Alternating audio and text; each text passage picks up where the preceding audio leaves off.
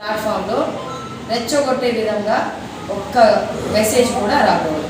ఖచ్చితంగా అలాంటి మెసేజ్లు ఎవరైనా పెడితే ఖచ్చితంగా చర్య తీసుకునే పరిస్థితి వస్తుంది.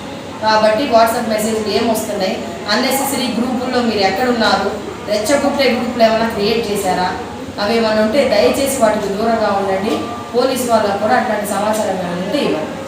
వాట్సాప్ మీడియా, సోషల్ మీడియాలో ప్రజల్ని రెచ్చగొట్టే విధంగా ఎటువంటి మెసేజ్ పెట్టినా కానీ ఖచ్చితంగా చర్య తీసుకుంటాం.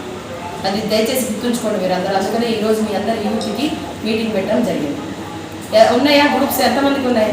కనీసం ఒక్కొక్కరు ఒక 10 గ్రూప్లు ఉన్నాయా?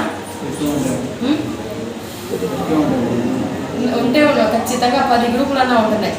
కమ్యూనిటీ బేస్డ్ కానీ, పార్టీ బేస్డ్ కానీ, కాలేజీ యూత్ అన్నీ కలుపుకొని వాటిలో కొంతమంది రెచ్చగొట్టే మెసేజ్ పెడతా ఉంటారు.